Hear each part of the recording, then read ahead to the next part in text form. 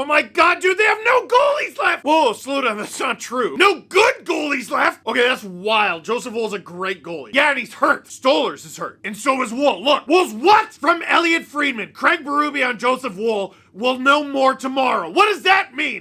That's what I said! You know, dude, look, there's a new version. It says Craig Berube on Alex Stolarz. Oops, sorry, we'll know more tomorrow. So wait. 3 guys got hurt? Alex Stolarz is not a guy. He made a typo. I hope Alex is okay. Let's go! Do you have a humiliation kit? This is all I ask you to do. I'm having a great finger flick. You're allowed to show up. This team is ruining my life. I'm taking crazy pills. With you, wherever you are, welcome to LFR. Victory, Puppy Ziggy! He chose to sit that far away. We're gonna see. Yeah! Dude, if you go 2 for 2 here, you're gonna have to be backup on Saturday. All right. Okay, well, bullet dodged. Isn't this just delightful Leaf fandom of all of us? They won a game and we're all super stressed out about it. Leafs win! 3-2 over the Anaheim Ducks and other stuff. Let's talk about it. But first, this video is brought to you by me being on Cameo. Hey, you look like the sort of person who's screwed for a Christmas gift. Well, I can help you. Book me on Cameo, link in the description. Now, let's talk about the game. Now, sometimes this fan base, and sometimes me, with certain teams, especially Western Conference teams, they are what they are to us based on the 2 games that the Leafs played against them last season. Sometimes 1. What do we know about the Ducks from last season? There were 2 games. Do you remember them? There was one on the road, and Lukas Dostal stood on his skull and brain, and the Leafs barely tied it and eked out an overtime win. Then the Ducks came to Toronto and got slaughtered. There would be no repeat of that performance. Either way, both games where the Ducks were grossly outplayed by the Leafs. One where they almost got bailed out by their goalie. They did get a point in the standings. And one where they shouldn't have shown up to the rink. And now, look at the standings. They're 3rd last. They stink. Dude, this was not that Ducks team. Listen, every year someone finishes 1st, 2nd, and 3rd. And every year someone finishes 1st, 2nd, and 3rd last. But the Ducks in recent years have played depressing hockey. There's only one way to put it. Certain guys have put up great performances. Frank Vatrano's been excellent for them, and they've got some great goaltending at times. Got a few young guys to wow you. But this team, as illustrated by this game, has a lot more fight in it than it did last year, even though it hasn't necessarily led to results. Dude, Lukas Dostal has a record below 500, and he's straight up one of the best goalies in the league this year. In terms of goalies who have played 10 or more games this season, he's 5th in save percentage. Hilariously, 2 of the dudes ahead of him are Anthony Stolarz and Joseph Woll. 2 really good goalies. So, what would the theme of the night be? Well, I can tell you the theme of all the success that both teams had. Go to the net! Leafs' first goal of this game starts with Jake McCabe, who is back in the lineup, and man, did tonight illustrate how much they miss this guy. To me, bless Philippe Myers, but he was playing way too high. He was Morgan Riley's defense partner, dude. Riley with OEL, we're going to talk about that pairing a little bit later. I liked it. Tanev and McCabe back together, just mwah! Jake McCabe has the puck. He is about to shoot the puck.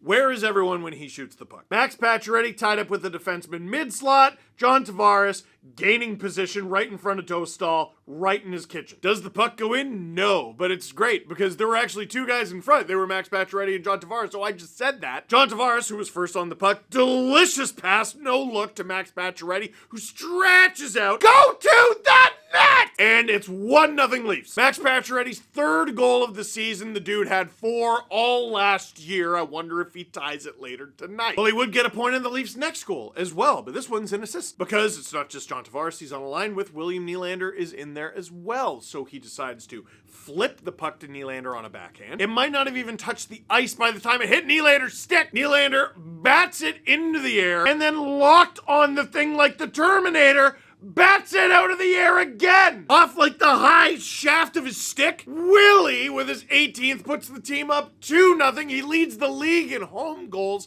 and the Leafs are about to run the Ducks back to Anaheim, just like they did last year. Alas, no. That's not what happened at all. Ducks get a power play, and I'm not gonna lie, this was a bit of an ill-gotten power play. Here is what I'm almost positive happens, right? Refs have an incredibly difficult job, okay? They do. They go into games rightly or wrongly, they go into games wrongly with preconceived notions about what certain players are going to do. Like, what do you do if you're a player, right? And a team comes to town, what do? You look at the game notes. Who's scoring a ton of goals? Who shouldn't I fight? Who should I fight?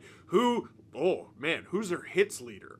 Like the Leafs go into this game going, okay, they got Radko Gudas, they got Jake Trouba. You're aware out there. Frank Vatrano probably shouldn't let him shoot the puck. Stuff like that. If you're the ref, you're reading the game notes, and you're probably, if you're preparing, looking at Simone Benoit and going, that guy takes a lot of penalties. The Ducks and any other opponent are going to go into a game knowing that, targeting Simone Benoit. Like, if I get into a puck battle with this guy, I can easily sell them on a call. Robbie Fabry gets them to bite, hook, line, and sinker. Listen, is this holding from Simone Benoit? You could call it holding. He's wrapped around Fabry.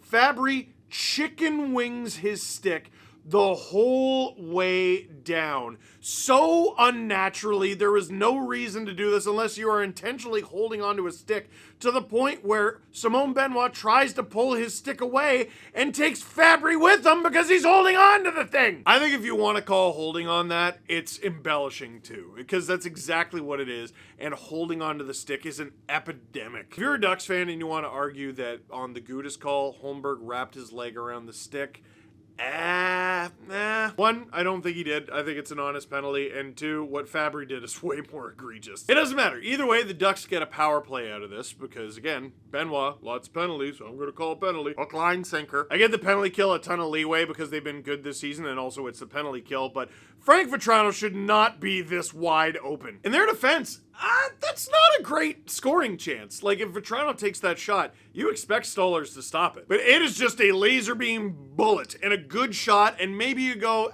you know what? That's just a good shooter beating the goalie. And after the Ducks pulled it within one, they get, they deflect one off the bar, they get a partial breakaway, and they get a 2-on-1. None of them go in, but that is a rough way to head into intermission. But the Leafs head into intermission with a 2-1 lead. Let's see how it goes in the second. That's Joseph. That's just, why is Joseph in the net? No, I like Joseph. That's not about liking Joseph. Where is Tony? I've never heard anyone call him Tony Stolarz. It's weird, right? At the end of the second period, Joseph Woll is in net, and the Leafs announce Anthony Stolarz has a lower body injury and will not be returning to the game. So, let's have a little chat. What happens now? We don't know how long Stolarz is going to be out. He might not be out any games. I saw some people blaming this on the fact that Stolarz played back-to-back games. I don't love that logic. Stolarz played a game the other night and, made a ton of saves, a ridiculous amount of saves. And then they had a day off. And then he played another game 48 hours later. Starting goaltenders do that all the time. Hey, you know who's done that a bunch this season is Anthony Stolarz, dude. That's just a perfectly normal thing for a goalie to do. Now, you could argue, okay, Stolarz had a really busy game the other day. You have two goalies who are unbelievable. Why wouldn't you just play Woll the next game? It's a fair question. But goalies need to be able to play on a day's rest, dude. Like, I don't think Stolarz playing back-to-back games is outrageous. So, was it on the Vatrano goal? Was it before that? Was it the breakaway? Was it the 2-on-1? Was it probably an accumulation, right? Like with any injury. Like, yeah, you could point to when it happened, but things led up to it, especially with goalies. So here's the situation. The Leafs have a back-to-back in each of the next 3 weeks. They have 3 back-to-backs left in December, some with travel. So whether Anthony Stolarz is good to go or not, the Leafs are very likely going to have to lean on another goalie here because it's Joseph Woll. And let's be honest, if it's a single game, I'm perfectly confident having Woll in net. I'm perfectly confident having Anthony Stolarz in net. We're a lot more worried that Woll is going to get hurt. Let's be honest. Let's say Stolarz is out a month. Let's just say he's out a month. They have to call someone up, and they're going to have to play games. Well, who's that someone? All right, well, there's 3 guys who have played for the Marlies this season. There's Dennis Hildeby. Dennis Hildeby is the obvious answer because he has played games for the Leafs this season. 2 games, in fact. The first one went really well. He won. The second one did not go well at all. He lost. Bad. He has gone down to the AHL, where he was an AHL All-Star last year, and not been that good. He's only played 6 games and he has a sub 900 save percentage. not great. Okay, well, the other guy is Matt Murray. He's played 6 games too, and he's an NHL vet, and he is actually doing quite well. He has a .912 save percentage, so that's why you have him to be your third goalie. Call him up. What was that? He's hurt? He's hurt? Oh gosh. Okay, so our options are hurt goalie, so he's not an option, and goalie who's not playing well. That's not. Is there a third option? There is a third option. Who's that? Artur Akhtyumov. And for those of you who are like, I've never heard that name in my entire life, first of all, you haven't been paying attention to my videos. Second of all, oh, he's good. I've been championing this guy from the moment he was drafted, a 4th round pick of the Leafs in 2020. He's 23 years old. He just came over to North America this year, which is maybe why you hadn't heard of him that much. He is 9 games into his North American career. He has not lost a game in regulation yet. He is 8-0-1 with a .929 save percentage. Dennis Hildeby went from rookie goalie in the AHL and AHL All-Star last season to maybe not even the Leafs' best goalie prospect. Did I mention that 2 of those 9 games were shutouts? But it's not simple. It's the minors, it's the AHL, it's development. You focus on development, you don't necessarily call up your best option. I think if Murray was healthy, he'd be getting called up.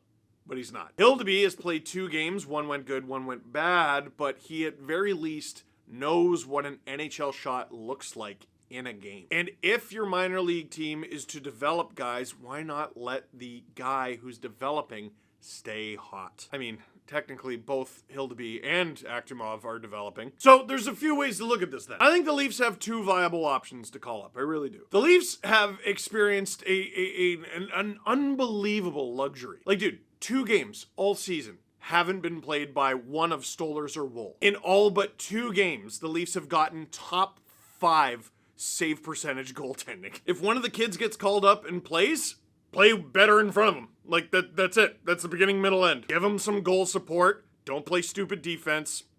Win some games. Everyone else in this league is finding a way, or they have to find a way. The schedule stops for no one. Hopefully, this is a moot point and Stolarz is fine, but I guess we'll see. I assume Woll starts Saturday. So, okay, all right, back to this game. Joseph Woll's in net. How do you make his job easy? Well, for starters, you don't blow a 2-0 lead! How do you do that? Well, you make it a 2-goal lead again. The Leafs' second line in this game was the best of times and the worst of times. They got hemmed in a few times, but you can't ignore the fact that they scored all 3 goals. And this one was the third. Once again, puck at the point. Go to the net! Connor Timmins floats it on. He knows how to float it on. Max Pacioretty, look at this. Look at this.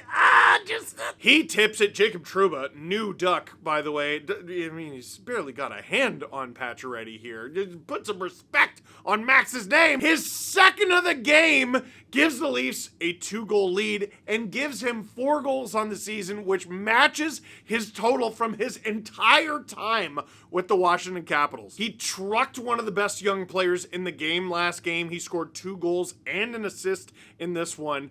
I think having Max Pacioretty back is great, actually. So this is great. The Leafs, you know what? Okay, their goalie's out, but unless they allow a goal a minute and 5 seconds later, I think they're in good position. Hey, what? Here's the problem about go to the net. It works for them too, and they did it really, really well on this one. I don't know what Joseph Woll is supposed to do other than like be big and swell up like a puffer fish and hope it hits him. Jackson Lacombe is a defenseman you probably haven't heard of him, let's be honest. But he scored this goal after getting an assist on the first one, bringing his season total in goals to 5, including 3 assists for 8 points in 21 games. He is a 23-year-old defenseman. Maybe we should know him. He had 2 goals and 15 points on an atrocious team last year. That's probably why he didn't. I think it's time to put some respect on him. Now, from then on, it was hold on to your butts. The Leafs had a ton of ozone time. They got their chances too. But Lucas Dostal, talked about him at the beginning of the video, ridiculous glove. Nothing was getting in past that thing. Matthews had some really good chances. The whole top line, I thought, had great games. Dude, the third line, that kid line of Mitten, Holmberg, and Domi that I don't think I've ever seen before, that specific combination of 3, was marvelous. That being said, the Ducks had 28 shots in this game, and Woll saw 20 of them. This dude, except for the time he gave the puck away, Joseph, please stop playing the puck. If you're a goaltender, tend the goal, was extremely sharp. Luckily, the Ducks cannot get one past him. Maybe they can if it's 6-on-5, but I think a combination of Marner had a good hand in this, even though he missed the open net a couple times. The Tanev-McCabe pairing in the final 4 minutes, mwah! And the dependability, the gosh darn dependability of the Minten, Holmberg, Domi line. After a game that featured a few defensively poor shifts, that second line was very good in this situation too. But dude, Minten, I think is going to be on this team long term. Holmberg has turned into just a super useful guy. And Domi, who I thought had a rough return to the lineup, looked more and more comfortable as the game went on. It was a great lockdown effort to end the game. And that's good because they win. Questions. So this is interesting. This is a sentiment I've seen more and more. We need more from Riley. So this is, the 5 games heading into this, I didn't love the Leafs game. This one was better. I think this is either the best or the second best game the Leafs have played out of their last 6. I think Riley had a couple meh moments early on. I thought he was fine the rest of the way. Everyone's getting back into the groove. McCabe is back. Riley has a left-handed partner instead of a right-handed defenseman. I don't know. I'm not overly worried. Riley does this. Like, he goes through tough stretches. We've seen it. When he's on, he can help you win you a playoff series. We saw that. Who played above their regular season, right? Like, Marner had a good series against Tampa. Wasn't above, like, his regular season, though. Like, he's good in the regular season. Matthews was also really good. O'Reilly was a great ad. Nyes was a great ad. In terms of upgrade from their regular season play to their playoff play, Morgan Riley was ridiculous. Which is to agree with your point that the Leafs need more from him. What I'm saying is, I think they'll get it. Grizz asks a question, what's with Trouba's jersey number, which is 65? And then Doomsday Ducks fan has an answer. It's his parents' birth year, and 8 is a no-no in Anaheim. That's great. You asked a question, I didn't even have to answer it. By the way, 8 in Anaheim. Solani. Let's go over to Blue Sky. How did you not know the Leafs helmet and jersey sponsors were literally milk and cookies? Yeah, so I streamed this game, and during the game, I realized their jersey says milk, and their helmet says Oreos. It's literally milk and cookies. Now, most of you already knew that. I did not. And the reason for that is I'm stupid. I guess I'll answer your question with a question. How old does your baby have to be before you can no longer blame it on baby brain and you're just kind of a dumb guy? Like, for example, my baby's 9 months.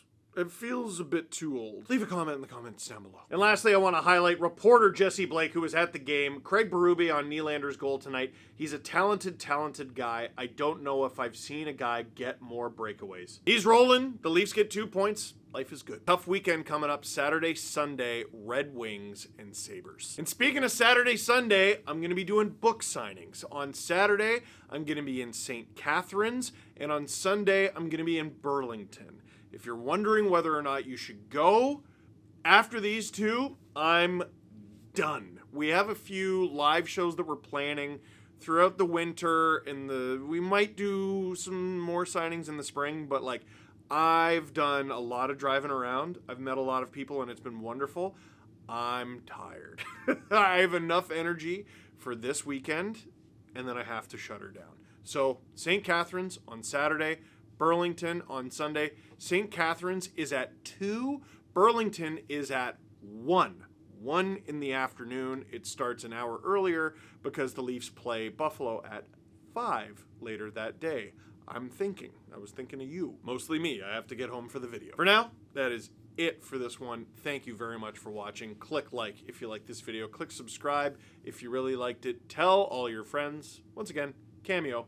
Link in the description down below.